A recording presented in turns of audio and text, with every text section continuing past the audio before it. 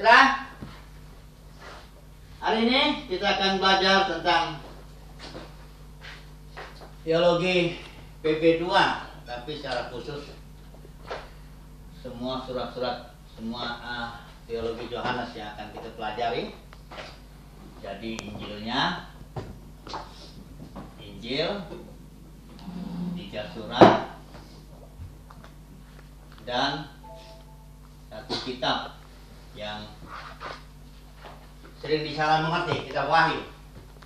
Nah, sebelumnya kita harus masuk dulu kepada posisi teologi Yohanes dalam rencana Bapa yang berjaman-jaman.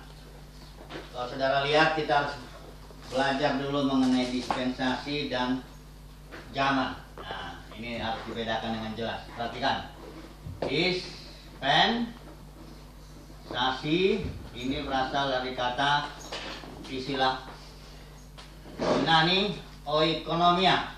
Oikonomia. Ini dari kata oikos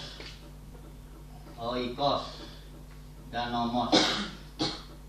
Yang berarti nomos itu aturan-aturan, oikos rumah. Jadi pengelolaan rumah tanggaan, dispensasi atau manajemen atau administrasi atau ekonomi sama itu. Dispensasi. Jadi Tuhan itu punya pengelolaan ke rumah tangganya. Dia adalah Bapa, dia adalah rumah tangga, ya. Tuhan adalah keluarga. Bapa, roh yang feminin, anak. Ya. Bapa merencanakan, anak melaksanakan, roh memberi kekuatan. Dia punya pengelolaan. Tiap zaman, tiap babak itu beda. Nanti kita lihat. Ada lagi satu istilah, zaman. Harus diterjemahkan zaman ini. Yang istilah Yunaninya aion. Aion ini harus diterjemahkan zaman. Nah, dalam banyak Alkitab diterjemahkan kekal. Sejarahnya kenapa ini diterjemahkan kekal? Begini, Agustinus abad keempat dia mengajarkan neraka itu kekal. Ya, Agustinus, Bapak Gereja. Agustinus Bapak Gereja mengajarkan neraka kekal. Setelah itu pengajaran itu mendapat momentumnya ketika Jerome menerjemahkan Alkitab ke dalam bahasa Latin. Ini yang akhirnya menjadi Alkitab resmi Gereja Katolik Roma. Jerome ini kurang lebih tahun 380 dia menerjemahkan yang biasa terkenal Vulgate, ya. Dia menerjemahkan kata aion menjadi bahasa Latin aeternus. Aeternus harusnya diterjemahkan era, artinya zaman. Tapi dia terjemahkan aeternus mengikuti doktrin Agustinus. Aeternus ini akhirnya dalam bahasa Inggris menjadi eternal. Eternal ini kekal, ya. Jadi seluruh terjemahan bahasa Inggris mengikuti terjemahan Latin Jerome. Dan Kaisar Roma kurang lebih abad 9-10 itu yang namanya Justinian. Inilah dia yang meresmikan bahwa hell was eternal. Hell, neraka adalah kekal. Ini dari sini datangnya, bukan dari Alkitab. Ajaran neraka kekal nggak dari Alkitab, dari tradisi, ya. Mulai dari Agustinus sampai Kaisar Roma. Padahal terjemahan aion itu harus diterjemahkan berjaman-jaman. Ya, kalau mau mendalami boleh melihat ada seorang yang bernama Louis Ebert di internet, lihat aja Louis Ebert. Ini dia mempelajari kata ini selama 50 tahun tiap hari 2-3 jam. Ini bukunya Louis Ebert. Ini orang Amerika, paling lebih banyak dari rata-rata seminari di Amerika. Ini maksudnya buku-buku referensi, ya. Kayak kamus, kayak interlinear, kayak word study, semuanya itu. 50 tahun dia belajar kata ini dan dia bilang harus diterjemahkan zaman. Boleh dilihat kalau mau, saudara ahli teologi toh, jangan ngajar sembarangan. Belajar baik-baik, itu lihat di internet ini ada. Atau kalau mau tahu terjemahan bahasa Inggris, Alkitab bahasa Inggris yang sudah dicemari oleh ajaran Agustinus, boleh lihat ini. Gary, ini di YouTube ya, bukan Gary Amiraul. Amiraul. Boleh lihat situ. Dia masih dalam bahasa Inggris memang, tapi cukup jelas menjelaskan dia punya begitu banyak aplikasi. Oke, jadi dari sinilah jalan neraka kekal itu. Tapi zaman ini harusnya Aion itu harus diterjemahkan zaman. Nah, mari kita melihat dulu. Dalam rencana Bapa ini ada berapa zaman, ada berapa dispensasi. Kalau zaman ada 4, ya. Nah, ini kita lihat dulu secara garis besar supaya kita tahu nanti posisi daripada Yohanes di dalam rencana Bapa yang berjaman-jaman ini. Nanti kita Ibrani memang Tuhan menciptakan zaman. Waktu itu diciptakan. Ini semuanya waktu. Ini zamannya waktu ya. Rentang waktu. Tapi kalau dispensasi bukan hanya rentang waktu, tapi cara Tuhan memperlakukan manusia dalam rentang waktu tertentu. Ini saya gambar. Kalau dispensasi ada 7, kalau zaman ada 4. Nah, ini dia salib. Kalau dispensasi ada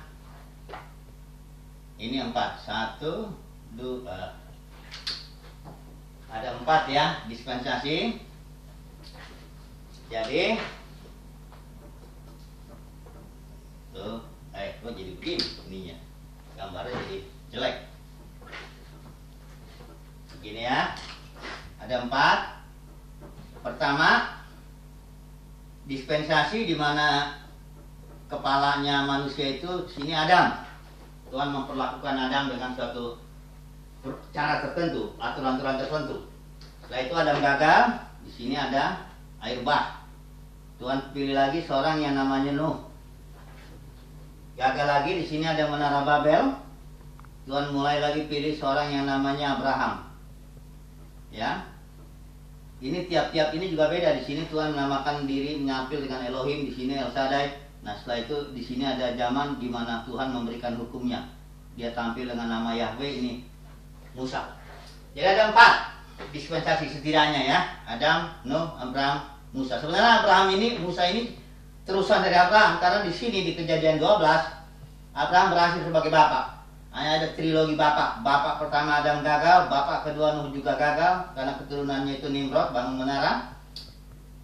Bapak ketiga ini Abraham berhasil. Kejadian 12 ayat 1 bahwa oleh keturunanmu yaitu Yesus seluruh kaum di muka bumi akan diberkati. Jadi sebenarnya Musa termasuk dalam Abraham, tapi karena Musa berbeda, Tuhan menyatakan diri, ini masuk dispensasi yang baru. Nah, sekarang kita melihat di dalam ini tiga Petrus, Paulus, Yohanes. Atau kita bikinnya begini. Pelayanan perjanjian baru, ini Yesus itu melayankan perjanjian baru, disahkan oleh darahnya sendiri. Ini yang perjanjian lama ini, antara Israel dengan Elohim, dengan Yahweh. Perjanjian baru dilayankan oleh komunitas Petrus. Petrus tidak membuka dispensasi baru, karena dia meneruskan yang lama. Suatu pelayanan kepada orang Yahudi, melayankan perjanjian baru kepada bangsa Yahudi. Nah, itu Petrus. Kalau Paulus, dia memulai satu dispensasi yang baru. Nah, ini dia Paulus, dia mulai dispensasi yang baru, yaitu dispensasi yang orang bilang ya pelayanan kepada bangsa-bangsa. Kepada bangsa-bangsa apa ya, kepada bangsa-bangsa ada nggak dibedakan lagi Yahudi atau bukan Yahudi. Ini Paulus. Nanti Yohanes nyambung dia. Nanti Yohanes itu pelayanan kepada gereja-gereja yang jatuh. Nanti kita lihat. Baru ini satu dispensasi ini. Ini satu. Satu lagi yang kerajaan 1000 tahun. Yang orang biasa bilang milenium. Nanti Tuhan Yesus datang. Di sini dia datang. Nanti para pemenang di zaman ini, zaman nanti kita lihat zaman Yohanes, para pemenangnya semua buah sulung ini, para pemenang ini dari zaman ini tampil menjadi satu tim. Tim buah sulung atau apapun sudah bilang tim pemenang. Nah, ini akan melayani terus berjaman-jaman. Ini nanti satu dispensasi lagi, namanya dispensasi langit dan bumi yang baru. Dispensasi langit dan bumi yang baru, sampai nanti Bapa menjadi semua dalam semua di sini ya. Bapa semua dalam semua. Atau dalam istilahnya ini maut dikalahkan ya, musuh terakhir. Oke. Atau dalam istilah Paulus kegenapan waktu Kristus menjadi kepala atas segala sesuatu. Sama aja, mau pakai istilah apapun, eskatologi baik, eskatologi Petrus, Paulus, Yohanes sama. Artinya rencana Bapa tidak gagal. Di sini rencana Bapa kita tahu, baiklah mari kita menjadikan manusia serupa, segambar dengan kita, ya, dan berkuasa. Nah, masalahnya di sini orang salah. Di dalam Kejadian dibilang ketika itu Tuhan menjadikan manusia serupa segambar. Dia pikir manusia itu rencana Tuhan, rencana Bapa sudah jadi, padahal itu bukan, ya. Perhatikan di sini, belum jadi. Rencana Bapa masih banyak zaman-zaman sampai nanti di sini baru jadi. Bapa menjadi semua manusia serupa dengan Dia, semua manusia berkuasa. Di sini. Perhatikan di sini Kejadian yang sering kali salah orang menafsirkannya. Ya, ini baru rencana ini ya, Kejadian 1 ayat 2. Marilah kita membuat manusia. Nah, kemudian di ayat yang ke 27, lalu Elohim mencipta manusia menurut citranya. Nah, ini dianggap sudah jadi rencana Bapa, padahal rencana Bapa belum. Karena mencipta atau bara istilah Ibrani itu ada kata kerjanya, tidak ada yang istilah past tense. Selalu present continuous, ya. Atau present progressive. Jadi dia tuh tidak ada, kalau Tuhan mencipta itu selalu sudah selesai, created. Padahal sebenarnya harusnya terjemahannya Tuhan itu is creating. Jadi terus dalam proses. Manusia belum jadi serupa dan segambar dengan Dia, belum berkuasa karena masih butuh waktu. Ya. Jadi jangan salah, jangan ada yang mengatakan cerita doktrin yang sudah lama ini begini, ini Tuhan sudah jadi, atau jatuh kaget dia, terpaksa dia bikin salib dan sebagainya. Cerita itu menjadi aneh, ya. Nah, semua dalam rencana Tuhan. Bahkan kejatuhan Adam pun dalam rencana Tuhan. Kalau kita lihat dalam Roma 8, bahwa seluruh makhluk itu dijatuh dalam kesia-siaan karena kehendak Bapa. Jadi tidak ada yang mengejutkan hati Bapa itu, semua direncanakan, ya. Nah, ini rencana Bapa. Jadi Bapa menjadi semua di dalam semua. Nah, ini dispensasi. Nah, sekarang kalau zaman aion, nah, ini juga kita lihat nanti di Matius juga ada bedanya itu. Aku akan menyertai kamu sampai kepada akhir zaman, penginjilan, ya. Orang pikir zaman itu berarti habis dispensasi, disamakan antara oikonomia dengan aion. Padahal yang di Matius itu aion. Zaman itu begini. Ini ada 4. Ini yang Yesus membelah. Ini zaman jahat sekarang ini. Nanti sampai ada zaman ini, ada lautan api di sebelah sini, lautan api. Ini lautan api. Zaman itu dibelah. Ayat-ayatnya nanti ada, ya.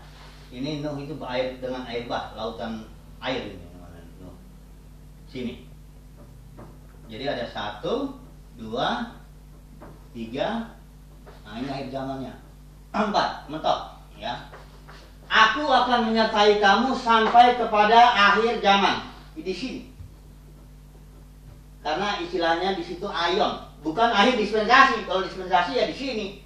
Habis kedatangan Tuhan. Makanya ada yang bilang kedatangan Tuhan habis kasih karunia. Itu ajaran Calvin. Perhatikan. Calvin bisa disingkat aja ke pengajarannya, tentu panjang ya, tapi orang sering menyingkat gini. Tulip. Tulip itu apa? Bukan telolet, bukan. Tulip. Tulip itu yang pertama total depravity. Ini total depravity itu arti kerusakan manusia tuh total. Nggak ada lagi bisa manusia menyelamatkan dirinya. Betul itu. Yang kedua, unresistable, unconditional, unconditional election. Pilihan yang tidak terkondisi, maksudnya Tuhanlah yang berkehendak. Nggak dilihat manusia itu kayak gimana. Ini pilihan Tuhan. Orang sebagian diselamatkan, sebagian tidak. Ini juga betul, benar. Ah, ini dia problemnya. 3, limited dibilang di sini. Limited atonement. Penebusan terbatas. Maksudnya penebusan hanya bagi orang pilihan di zaman ini. Dia mengacaukan antara zaman dengan ekonominya. Nanti di sini nggak ada lagi kasih karunia. Padahal di kota Yerusalem baru ini air hidup ditawarkan. Sudah lihat itu? Wahyu 22. Berapa itu? Wahyu 22 dispensasi terakhir itu ya. Perhatikan di situ jelas. Saudara sebagai ahli teologi jangan hanya beok. Gak peduli mau Calvin mau Agustinus, kalau dia tidak sesuai dengan Alkitab bisa ditolak. Karena Alkitab inilah pegangan kita. Amin. Boleh amin ya. Amin. Nah, gitu. Bikin rame biar kita seolah-olah di ruang kelas 40 orang yang hadir. Perhatikan ini, Wahyu 22 ayat 17. Dan roh serta mempelai wanita berkata, marilah. Dan dia yang mendengar biarlah dia berkata, marilah. Dan dia yang haus biarlah dia datang. Ditawarkan ini air hidup ini. Dia ini biarlah dia mengambil air kehidupan dengan cuma-cuma. Di sini ditawarkan. Ya, ada lagi di sini di kota Yerusalem yang ada pohon kehidupan ya, buah daunnya itu menyembuhkan bangsa-bangsa. Masih ada penyakit di situ. Sembuhkan semuanya sampai nanti Wahyu 21 ayat 1 sampai 5 mau tidak ada lagi. Jadi di sini di dispensasi terakhir itu diberitakan kasih karunia, nggak ada limited ini, jangan batasi kuasa Tuhan.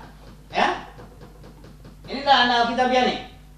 Nah yang ini benar nih, irresistible grace, irresistible grace, artinya kasih karunia yang Tuhan berikan pada kita nggak bisa ditolak. Kalau saudara udah dipanggil Tuhan nggak bisa menolak, ya pasti harus diterima. Yang P ini perseverance, ketekunan Roh Kudus. Perseverance of the saint, ketekunan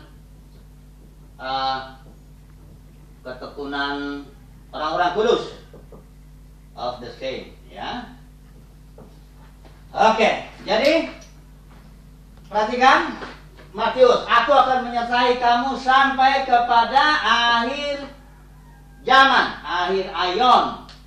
Di sini Tuhan akan menyertai umatnya, ya, sampai kepada akhir zaman. Sekarang kita lihat dulu ya posisinya. Petrus kita tahu melayankan perjanjian baru. Ini yang pelayan perjanjian baru ini ada 3 hamba Tuhan. Petrus, Paulus, Yohanes ya. Petrus melayangkan perjanjian baru khusus kepada orang Yahudi. Paulus melayangkan perjanjian baru kepada bangsa bukan Yahudi secara khusus ya, tapi sebenarnya bangsa Yahudi juga. Karena nggak ada bedanya lagi, ya. Setelah itu Yohanes, nah dia masuk melayani di sini. Perhatikan ya, Yohanes ini Yesus disalib kurang lebih 30 Masehi.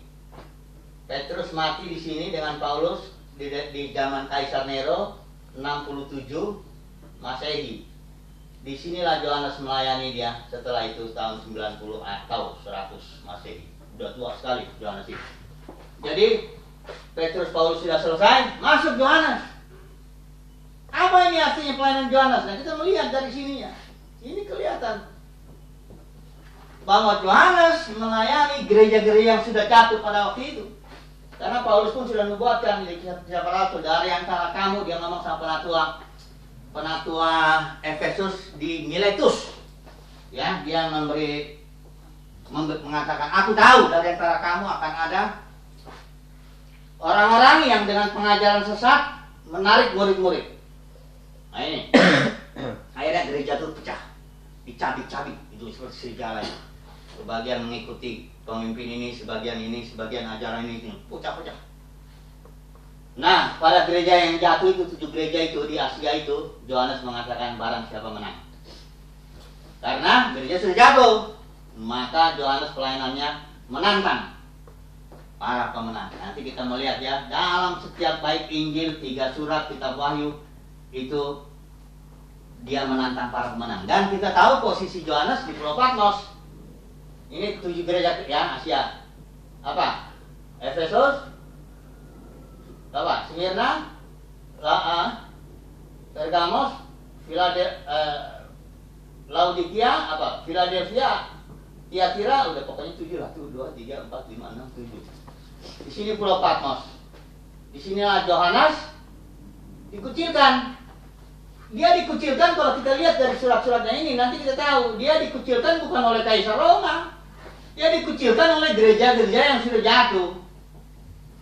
Gereja-gereja yang sudah jatuh. Gereja-gereja yang jatuh itu selalu mengucilkan hamba-hamba Tuhan. Mungkin, ya. Kalau gereja-gereja yang benar ya nggak ngucilin hamba Tuhan. Jadi Yohanes melihat dari sudut Patmos, menantang gereja yang jatuh, ya. Nah di sini Yohanes kita melihat nanti Injilnya, bagaimana pesan-pesannya itu, bagaimana surat-suratnya, dan bagaimana kitab Wahyu khususnya eskatologinya. Kita nggak singgung terlalu banyak lah. Ini udah diperlihatkan di sini. Nah kita melihat dulu mulai dari Injil Yohanes, ya. Apa pesan Yohanes? Tapi selalu harus dilihat dari sudut Patmos, ya, saudara, ya. Kalau ingin memahami Injil Yohanes, kalau nggak lihat dari Patmos, nggak bisa. Patmos itu artinya sudut hamba Tuhan yang dikucilkan dan menantang gereja-gereja yang jatuh agar menjadi tampil para pemenang.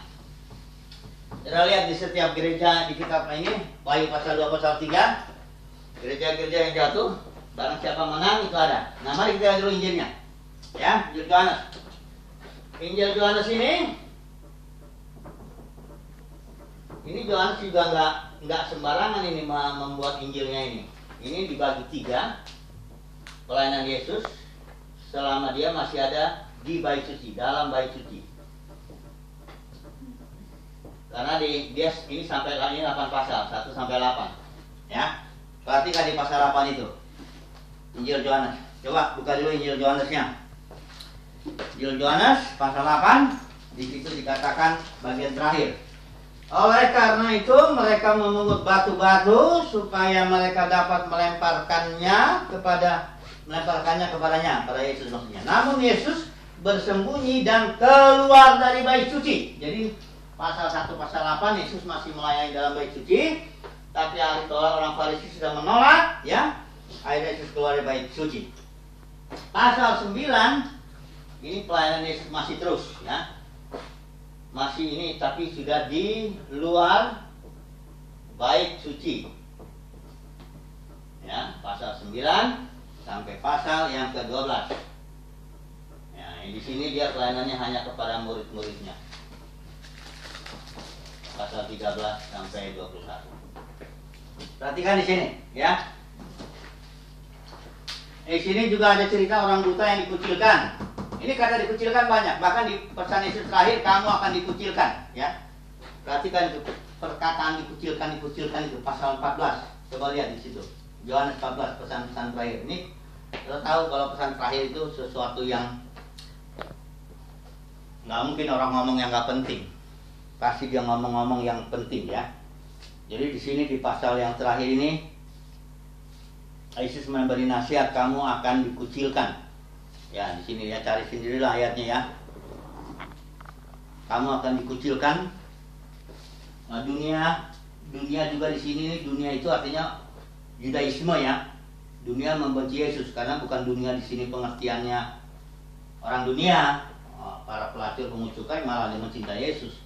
Dunia di sini keagamaan yang sudah jatuh. Jadi selalu Yohanes menulisnya dari perspektif gereja sudah jatuh. Bait suci kalau di sini gambarnya. Karena bait suci di sini juga jatuh. Bait suci itu kita tahu zaman Ezra itu terjadi kebangunan rohani. Ya, Ezra punya tim. Barangkali tim ini setelah masa berapa ratus tahun jadi menjadi satu mahkamah agama, Sanhedrin. Ini ada 70 orang anggotanya, satu imam besar pemimpinnya. Yang di zaman Yesus yang membunuh Yesus itu imam besar Kayafas. Jadi ingat, ya, yang membunuh Tuhan Yesus, yang mengucilkannya itu bukan orang Roma. Pontius Pilatus itu hanya alat aja, karena orang Yahudi tidak boleh membunuh, nggak dikasih hak untuk membunuh. Maka orang Yahudi bawa Yesus kepada Pilatus supaya dihukum mati. Kalau orang Yahudi yang hukum mati, hukumnya rajam. Kalau orang Roma, hukumnya salib. Jadi Sanhedrin inilah ya, yang sudah jatuh Yudaisme, yang sudah korup. Oh, Yesus bilangnya ini, waduh, ngeri sekali. Matius 23 itu, pukulan Yesus seorang Farisi. Kau kayak kuburan kau. Dari luar kelihatan bagus, di dalamnya bolong semuanya dan sebagainya. Unta kamu telan, tapi nyamuk kamu takiskan. Kira-kira seperti itulah, ya. Silakan baca sendiri Matius 23. Nah, itulah yang membunuh Yesus, gereja yang sudah jatuh. Jadi Injil Yohanes sudah bicara mengenai gereja yang jatuh. Hamba-hamba Tuhan yang sejati, baik Yesus, baik Yohanes Pembaptis, semuanya melayani luar bait suci. Bait suci itu dengan segala peraturannya, ya, peraturan Musa, semuanya korban-korban, semuanya di situ. Tapi di situ korup. Sudah tahu di situ pernah Yesus datang apa? Gimana? Dia antam itu, karena di situ bait suci itu gini, jalannya dagang, jadi didagang. Yesus bilang jangan kau bikin bait rumah Bapakku jadi tempat berdagang. Karena di sana jadi tempat berdagang, orang Yahudi ya, yang mau datang ke sana bawa domba, bawa apa, mereka bilang, orang Farisi bilang enggak berlaku, percaya telat kalau kau beli di luar. Kau beli di dalam sini yang sudah tahir, yang sudah ini, dari situ harganya dia naikin. Akhirnya mereka orang Farisi, ahli Taurat, Saduki cuma menjadi dagang dia di situ. Itulah yang dihantam oleh Yesus. Baik, Yesus sudah jatuh. Dan Yesus seperti ini. Nah, di dalam Injil Yohanes pesannya adalah logos. Pada mulanya adalah logos. Ya, istilah logos ini sudah biasa ya. Ahli filsafat sudah tahu logos itu artinya prinsip utama yang mengatur dunia ini. Tapi mereka bilang logos nggak berpribadi. Tapi Yohanes mengambil istilah itu dan dia terapkan. Luar biasa. Kaget ini para ahli filsafat. Dia bilang logos pada mulanya adalah logos. Logos itu bersama-sama dengan Elohim. Dan logos itu adalah Elohim. Dan logos itu ayat 14 menjadi manusia. Namanya Yesus. Dan Yesus itu berkata 7 ya. I am the bread of life. Yang pertama. Kedua, I am the light of the world. Terus ya, sampai yang terakhir, I am the vine. The vine, you are the branches.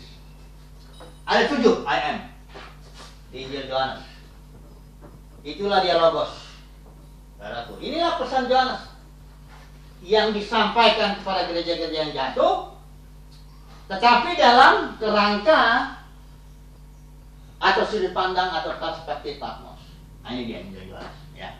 Introduksinya aja, nanti intinya, detailnya, saudara nanti belajar sendiri. Kita sama-sama. Kemudian suratnya, ketiga surat. Ini juga ketiga surat Yohanes tetap dalam posisi Patmos ya. Surat 1 Yohanes itu surat umum, enggak ditujukan kepada orang tertentu. Di sini konsepnya Elohim ada trilogi ya. Elohim adalah terang, Elohim adalah kasih, Elohim adalah hidup dan kebenaran. Nah, ini apanya? Surat Yohanes itu pesan-pesannya ya, intinya itu ya. Ada 3 trilogi. Kebenaran. Sementara 2 Yohanes itu pada seorang ibu dengan anak-anaknya, gereja rumah kalau dibilang itu ya. Yang ini kepada Gaius. Di sini ada Diotrephes yang mengucilkan, ya, tapi ada Gaius yang ini, yang baik, ya. Oke, kira-kira begitu. Jadi kalau Yohanes bilang di sini dari tua-tua. Nah, ini beda tua-tua dengan zaman ini, tua-tua komunitas Yohanes beda dengan tua-tua. Kalau di komunitas Petrus, tua-tuanya itu para rasul. Di Paulus ini perkota. Penatua didukung oleh diaken, melayani jemaat. Tapi kalau tua-tua di Yohanes ini, tua-tua di Pulau Patmos, tua-tua orang-orang hamba-hamba Tuhan yang dikucilkan. Di Pulau Patmos, tua-tua, ya. Dia tidak punya jemaat secara khusus seperti yang di sini, nggak perkota, enggak. dia kepada suatu region gereja-gereja yang jatuh. Nah, ini kurang lebih pelayanan Yohanes ya, posisi Yohanes di dalam rencana Bapa yang berjaman-jaman. Ini dulu introduction untuk teologi kerajaan. Sudah bisa dimatikan. Berapa menit?